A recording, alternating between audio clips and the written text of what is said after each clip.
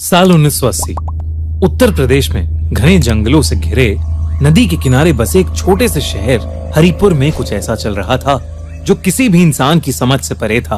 अमावस की रात थी। जगदीश नाम का एक लकड़हारा देर रात ही लकड़ियां काटने हरिपुर के जंगलों के लिए निकल गया था। वो जब वहां पहुंचा तो सुबह होने ही वाली थी, लेकिन वहां जाते ही उसे एक अजीब सी बदबू आई, जैसे कि कुछ जल रहा हो। इस डर से कि कहीं आग की वजह से पूरा जंगल न जल जाए, वो जल्दी से जंगल के और अंदर भागा। जैसे जैसे वो स्मेल के पास जा रहा था, उसे ऐसा लग रहा था कि जैसे जंगल में कोई उसका पीछा कर रहा है। उसने कई बार चिल्लाकर पूछा कि वहां कौन है, पर उसे कोई जवाब नहीं मिला। तभी वहां ढेर सारा काला धुआं फैलने लगा। उस धुएं में जगदीश को एक औरत दिखी जिसने काली साड़ी पहनी थी। उसकी शक्ल उसके बालों से ढकी थी, लेकिन उसकी आंखें लाल थीं और उनमें एक अजीब सी चमक थी। जगदीश जैसे ही उसके करीब गया, वो औरत एकदम से काले धुएं में कहीं गायब हो गई। कुछ ही देर में वो धुआं भी खत्म हो गया, लेकिन तब जगदीश ने जो देखा वो देखकर उसके रोंगटे खड़े हो गए। जंगल के बीचों बीच उन्हीं के शहर के एक बहुत बड़े इंडस्ट्रियलिस्ट विष्णु की डेड बॉडी पड़ी थी। उसका धड़ यानी शरीर का ऊपरी हिस्सा गायब था। बस उसका सर, पैर और हाथ बचे थे जो किसी ने एक दूसरे से सिल दिए थे, और उसके माथे पर एक गोल सा निशान था जो किसी शैतान का सिंबल लग रहा था। साथ ही साथ विष्णु के दाहिने हाथ का अंगूठा गायब था। जगदीश भागकर सीधा पुलिस के पास गया और उसने उन्हें सब बताया। ये 2 महीने में दूसरा ऐसा केस था। पिछली अमावस पुलिस को नदी के किनारे ऐसी ही एक और लाश मिली थी। शहर के एक छोटे मोटे दुकानदार नीरज साहू की लाश। उसका भी दाहिने हाथ का अंगूठा नहीं था और उसके माथे पर भी वही शैतानी निशान मिला था। इस केस की इन्वेस्टिगेशन ऑफिसर रवि देख रहे थे और ये केसेस देखकर उन्हें शक था कि उनके शहर में कुछ बहुत भयानक हो रहा है। पुलिस ने पूरा जंगल छान मारा, लेकिन उन्हें कुछ नहीं मिला।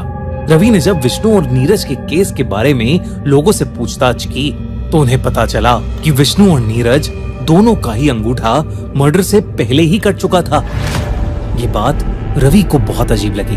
केस की इन्वेस्टिगेशन चल ही रही थी, पर अगली अमावस की रात कुछ ऐसा हुआ जिसने पूरे हरिपुर को हमेशा के लिए बदल दिया।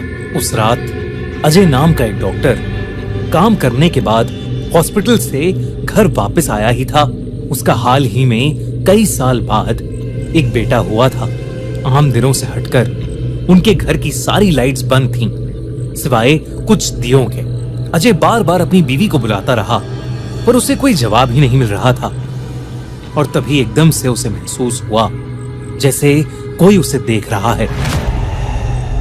उसने दिया हाथ में पकड़कर जब इधर उधर घुमाया तो वहां कोई नहीं था, लेकिन तभी अचानक उसके सामने 2 चमकती लाल आंखों वाली एक औरत आ गई। उसे देखते ही अजय बेहद डर गया और उसके हाथ से दिया छूटकर नीचे गिर पड़ा।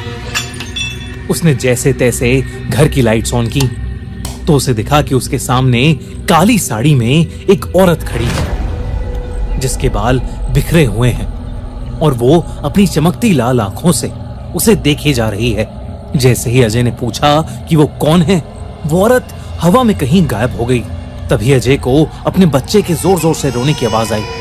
वो भागकर अंदर बेडरूम में गया तो उसने देखा कि उसका बेटा उनके बिस्तर के बगल में बैठा रो रहा है और बस उसी तरफ देख रहा है जहां से वो औरत गायब हुई। अजय जैसे ही अपने बेटे को उठाने के लिए नीचे झुका, उसका खून सूख गया। बेड के नीचे उसकी बीवी की लाश पड़ी थी। बिल्कुल उसी हालत में उसका सर, उसके हाथ और उसके पैर एक दूसरे से जुड़े हुए थे, लेकिन उसका ऊपरी हिस्सा गायब था। उसके माथे पर वही शैतानी निशान बना था। अजय उसे देखते ही जोरों से रोने लगा। ये खबर तेजी से फैली और इंस्पेक्टर रवि अजय के घर पहुंचे। अजय की पत्नी का भी अंगूठा नहीं था। जब रवि ने अजय से इस बारे में पूछताछ की तो अजय ने उन्हें एक ऐसा सच बताया जिसे सुनते ही रवि का दिल दहल गया। अजय ने उसे बताया कि बहुत कोशिशों के बावजूद उनका बच्चा नहीं हो रहा था। किसी ने उसकी पत्नी को बोला कि जंगल में एक पुरानी गुफा है वहां कुछ औरतें हैं जो जादू करती हैं, उनसे जाके मिलोगी तो तुम्हारा काम हो जाएगा। अजय और उसकी पत्नी ने सोचा कि वो ये भी आजमा के देखेंगे। वो एक शाम जंगल के बीचों बीच पहुंचे और उस गुफा को ढूंढने लगे, और तभी एक जोर की हवा चलने लगी। उन्हें ऐसा लगा कि कोई उन्हें आवाज दे रहा है। कई औरतें इकट्ठे उसकी बीवी का नाम पुकार रही हैं। जब वो लोग उस आवाज के पीछे गए तो उन्हें एक गुफा दिखी।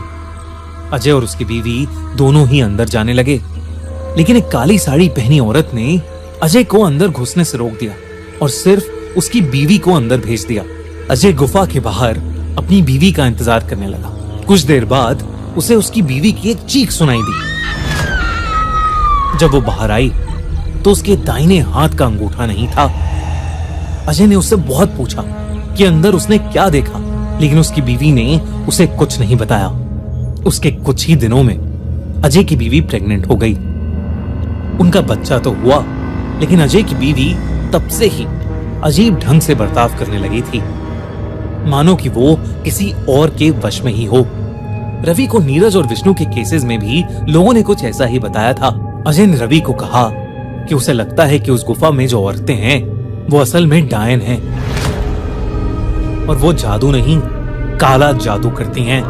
वो इंसान से उसका अंगूठा लेकर उसे अपने वश में कर लेती हैं, और फिर हर अमावस की रात वो किसी एक की बलि चढ़ा देती हैं। रवि इन सब चीजों में नहीं मानता था, पर जो भी उस शहर में हो रहा था उसने रवि की मान्यताओं पर कई सवाल खड़े कर दिए थे। उसी शाम रवि अपने एक हवलदार के साथ उस जंगल में पहुंच गया। जंगल की तलाशी लेते हुए एकदम से तेज हवा चलने लगी और जंगल में अंधेरा छा गया। रवि को किसी के चिल्लाने की आवाज आई और तभी एकदम से उसके सामने नीरज, विष्णु और डॉक्टर अजय की बीवी आ गए। वो सब उनकी आत्माएं थीं।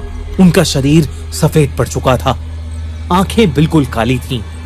वो सब आत्माएं रवि के पास आ रही थीं, लेकिन रवि के हवलदार को कुछ नहीं दिख रहा था। तभी अचानक से वो आत्माएं हवा में कहीं गायब हो गईं। रवि को कुछ समझ नहीं आ रहा था। उसने घबराते हुए अपने हवलदार को सब बताया और उसे हट्टे कट्टे ऑफिसर्स और पास के लोगों को बुलाने के लिए कहा।